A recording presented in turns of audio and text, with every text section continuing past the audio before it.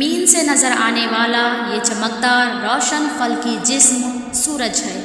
سورج کی خود کی روشنی ہوتی ہے، اسی لیے یہ ایک ستارہ ہے۔ سورج لاکھوں ہزاروں سالوں سے اسی طرح روشن ہے۔ سورج میں یہ روشنی نیوکلیئر فیوژن ری ایکشن کی وجہ سے پیدا ہو رہی ہے۔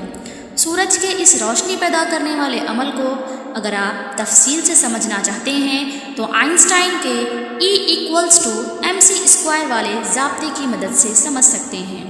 سورج میں سب سے زیادہ مقدار میں ہائیڈروجن گیس، تھوڑی سی ہیلیم اور معمولی مقدار میں دوسرے اجزاء پائے جاتے ہیں۔ سورج کی روشنی زمین تک پہنچنے کے لیے 18 منٹ 20 سیکنڈ کا وقت لیتی ہے۔ سورج ہمارے لیے بہت ہی قیمتی اور ضروری ہے کیونکہ یہ ہمیں کبھی ختم نہ ہونے والی توانائی دینے کا ذریعہ ہے۔ سورج سے حاصل ہونے والی اس توانائی کو شمسی توانائی کہتے ہیں۔ قدیم زمانے میں لوگ یہ تصور کرتے تھے کہ سورج، چاند اور سیارے ہماری زمین کے اطراف گردش کرتے ہیں۔ اس نظریے کو زمین مرکز نظریہ کہا جاتا ہے، مگر کوپرنکس نے دنیا کو یہ بات بتائی کہ زمین، چاند اور دیگر سیارے سورج کے اطراف گردش کر رہے ہیں۔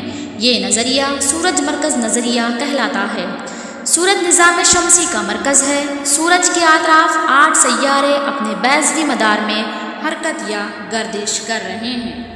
سیارے کی گردش کا ایک مخصوص راستہ ہی مدار یا آربٹ کہلاتا ہے۔ سیارہ ایک ایسا فلکی جسم ہے جس کی خود کی روشنی نہیں ہوتی، وہ ستارے سے روشنی حاصل کرتا ہے اور ستارے کے اطراف چکر لگاتا ہے۔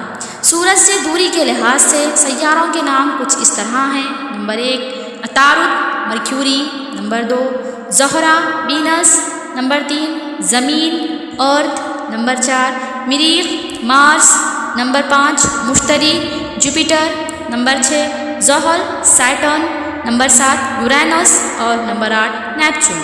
انشاءاللہ نیکسٹ ویڈیو میں ان سیاروں سے متعلق تفصیلی معلومات دی جائیں گی۔